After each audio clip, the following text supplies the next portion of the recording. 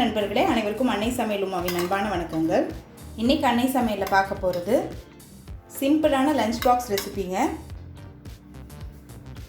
எள்ளு சாதம் ரொம்ப ஈஸியாக செய்யக்கூடிய ஒரு லஞ்ச் பாக்ஸ் ரெசிபி. அதுக்கு சூப்பரான சைட் டிஷ் உருளைக்கிழங்கு வறுவல். வாங்க எள்ளு சாதமும் உருளைக்கிழங்கு வறுவலும் எப்படி செய்கிறதுன்னு பார்க்கலாம். முதல்ல எள்ளு பொடி ரெடி பண்ணிக்கலாங்க. 1 டேபிள் ஸ்பூன் கடலைப்பருப்பு, 5 காஞ்ச மிளகாய், 1 டீஸ்பூன் மிளகு, 1 டீஸ்பூன் சீரகம்.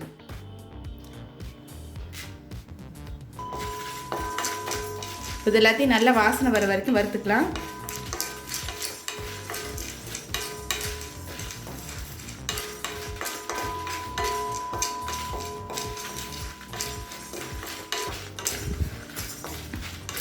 இப்போ நல்ல வாசனை வர வரைக்கும் வறுத்தாச்சுங்க. இப்போ இதை எடுத்து தனியாக வச்சிடலாம். அடுத்து 1/4 கப் எள்ளு சேர்த்துக்கலாம். எள்ளையும் நல்லா வறுத்துக்கலாங்க. நான் கருப்பெல் எடுத்திருக்கேன். நீங்கள் விருப்பப்பட்டீங்கன்னா வெள்ளை எள் கூட போட்டுக்கலாம். ஸ்லோலே வச்சு தீயாத மாதிரி வறுத்துக்கோங்க. எள்ளு தேஞ்சு போச்சுன்னா டேஸ்ட் நல்லா இருக்காது. இப்போ எள்ளை நல்லா வறுத்தாச்சு. இப்போ இது கொஞ்சம் நேரம் ஆடின பிறகு வறுத்து வச்சுருக்க மிளகாய், கடலைப்பருப்பு, மிளகு, சீரகத்தோடு சேர்த்து மிக்சியில் கோர்ஸாக அரைச்சிக்கலாங்க. இப்போ மிக்சியில் எல்லாத்தையும் அரைச்சாச்சு. இப்போ எள்ளு பொடி ரெடி ஆகிடுச்சு. ஒரு ஏர்டைட் கண்டெய்னர் போட்டு வச்சுக்கிட்டிங்கன்னா எப்போ வேணால் நம்ம எள்ளு சாதம் ரெடி பண்ணிடலாம். இந்த எள்ளு பொடி இட்லி தோசைக்கு ரொம்ப நல்லாயிருக்குங்க. இதில் உப்பு சேர்க்கலை, நான் உப்பு சேர்க்காம தான் அரைச்சிருக்கேன். நீங்கள் இட்லி தோசைக்கு செய்கிறதா இருந்தால் உப்பு சேர்த்து அரைச்சிக்கோங்க. இப்போ இந்த எள்ளு பொடியை வச்சு சாதம் எப்படி ரெடி பண்ணுறதுன்னு பார்க்கலாம். கடாயில் தேவையான அளவு எண்ணெய், 1 டீஸ்பூன் கடுகு,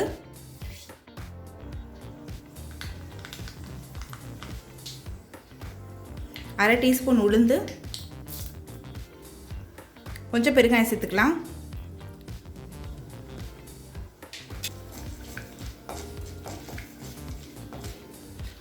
ரெண்டு காஞ்ச மிளகாய், கொஞ்சம் கருவேப்பிலை.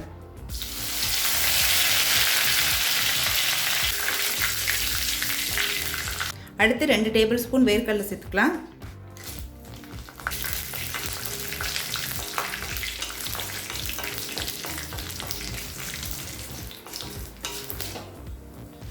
அடுத்து நம்ம சாதத்தை சேர்த்துக்கலாம். 2 கப் சாதத்தை சேர்த்துக்கலாங்க.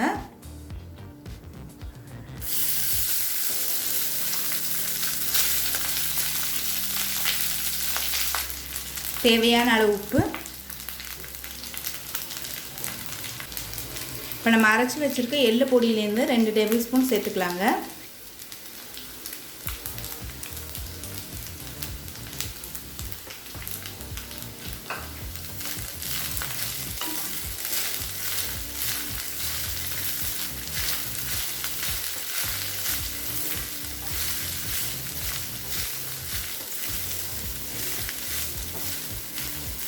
ஆஃபீஸ் போகிறவங்களுக்கு இந்த ரெசிபி ரொம்ப யூஸ்ஃபுல்லாக இருக்குங்க. நீங்கள் எள்ளு பொடி மொதல் நாள் கூட ரெடி பண்ணிட்டீங்கன்னா போதும். ஒரு 10 நிமிஷத்துக்குள்ளே இந்த சாதத்தை நீங்கள் ரெடி பண்ணிடலாம். இப்போ எல்லாத்தையும் நல்லா மிக்ஸ் பண்ணியாச்சு. இப்போ எள்ளு சாதம் ரெடி ஆகிடுச்சுங்க. அடுத்து உருளைக்கிழங்கு வறுவல் எப்படி செய்கிறதுன்னு பார்க்கலாம். இப்போ அடுத்து உருளைக்கிழங்கு வறுவல் எப்படி செய்கிறதுன்னு பார்க்கலாம்.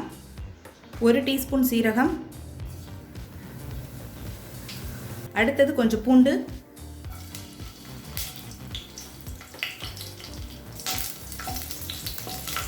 நீங்கள் விருப்பப்பட்டீங்கன்னா இஞ்சி பூண்டு பேஸ்ட்டாக போட்டுக்கலாம். கொஞ்சம் கருவேப்பிலை,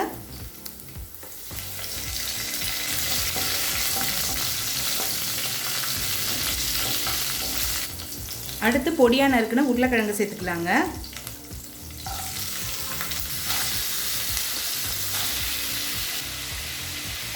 தேவையான அளவு உப்பு,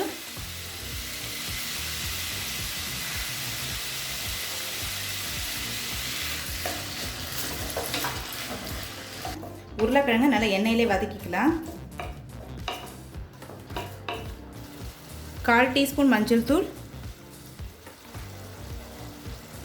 1 டீஸ்பூன் மிளகாய் தூள், 1/2 டீஸ்பூன் காஷ்மீரி மிளகாய்த்தூள். இது நான் கலருக்காக தாங்க சேர்க்குறேன், நீங்கள் விருப்பப்பட்டால் சேர்த்துக்கலாம், இல்லைனா வேண்டாம். 1 டீஸ்பூன் கரம் மசாலா. எல்லாத்தையும் சேர்த்துட்டு நல்லா வதக்கிக்கலாம்.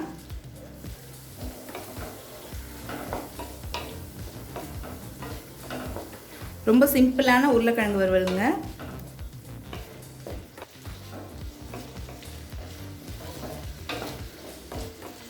இப்போ 1/2 கப் தண்ணி சேர்த்துக்கலாங்க.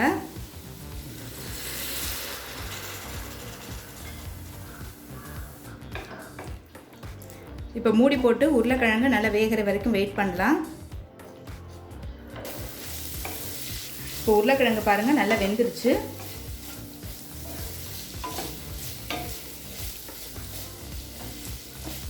இப்போ உருளைக்கிழங்கு வறுவல் ரெடி ஆயிடுச்சுங்க. எள்ளு சாதத்து கூட சர்வ் பண்ணிடலாம்.